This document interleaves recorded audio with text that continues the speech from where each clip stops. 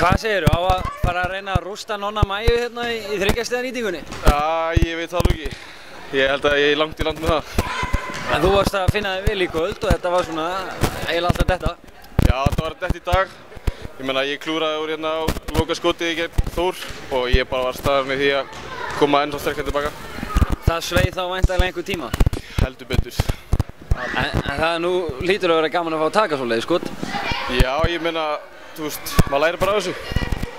En í kvöld, þú áttir stórleik og varst að hitta vel en varst nú ekki einn um það. Þið settu 21 þrist í kvöld. Já, ég meina, þú veist, við hittum bara allir einhvern veginn á góðan dag í dag. Þú veist, við erum að setja í dagingu, mér finnst við búin að vera óöfnir í leikjum með skot. Karin okkar er ekki búin að hitta vel, Nigel, hann var að setja í dag, ég var að setja í dag, Ellor var að setja í dag. Þannig að það kom bara framlag fyrir öllum. En þessi leikur og Grindavíkurleikurinn sem þið töpuðu, þetta eru svona þeir tveir leikir á tímabilinu sem eru einhvern veginn ekki í takt við það sem hefur verið að gerast hjá okkur. Allir aðrir leikir hafa verið eiginlega mjög spennandi sem það hefur verið að spila. Já, ég meina við erum búin að klúra úr bössurum, við erum búin að tapa á bössur, við erum búin að fara í tvöfalda framlíkingu. Ég meina, við getum unnið hvaða lið sem ef við spilum vel, en við getum líka að tapa á móti öllum liðunum í þessari deild. Já, eins og þú segir, þetta hafa verið þó nokkuð stig sem hafa svona hvatt ykkur einhvern veginn á lokasprettinu. Svona þínar tilfinningar varðandi þessa seinni umferð. Trúið þið að þið getið tekið einmitt þessa leiki? Já, ég held það. Ef við mætum svona í alla þessa leiki, þá er engin spurning að vinna þá. En það var nú auðvitað fyrir ykkur að gíra ykkur upp í þennan. Þið töpuðu eiginlega á Bössir í Borgarnesi. Já, ég meina þetta satt ennþá í okkur. Við vorum staðnaðir í að mæta tilbúin í þennan leik og það stóðst. Nú mætum við bara ennþá sterkari í leikinn, klárum það líka. Við töpuðum á móti þeim, einmitt, við klúruðum á Bössir. Við tökum það bara líka. Þannig að það verður hörkuleikur í hertsellinum eftir Stjörnuleik. Heldur betur.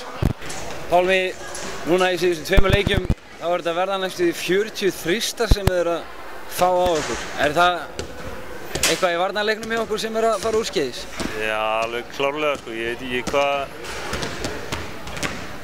ekki hvað er í gangi sko. Við erum bara allir á hælunum og það er engin barátta í okkur og við erum bara hlaupandi hérna eins og haugseksar hænur í vörðinni. Það eru allir sem fá boltan, geta allir dræfa og bara veisla inn í teginn og við bara föllum niður eins og ég veit ekki hvað og það er allt opið fyrir utan. Er óhætt að segja að sé nýliða bragður á ykkur því að þið hafa nú að heldur betur galdrað fram þvílíka frammistöðu líka, þannig að þetta er rokkandi. Já, eins og við spilum núna er þetta bara, ég hef alla nýliðum sæmandi einu sinni sko, þetta er bara annar deildabolti sem við erum að spila, bæði núna á köflum í síðasta leik. Ég held að menn ætlaði að gíra sig upp fyrir hann leik eftir að tapa heimavelli fyrir KFÍ, en það var aldeilis ekki, þannig að við verum eitthvað að grafa djúpt í naflan á okkur til að finna leikleginn aftur. Fjölnir í næsta leik, þið fáið núna Stjörnuleikspásu. Hún er þá væntanlega kærkomin eftir svona 2 skelli. Já, við verðum að nýta þann tíma vel, heldur betur. Við ætlum allavega ekki að halda áfram að sína svona drullu áfram í vetur. Þá fyrir við bara beinuleið niður, við höldum að spila svona. Við erum ekki að fara að vinna neitt einasta lið í deildinni með þessari spilamennsku.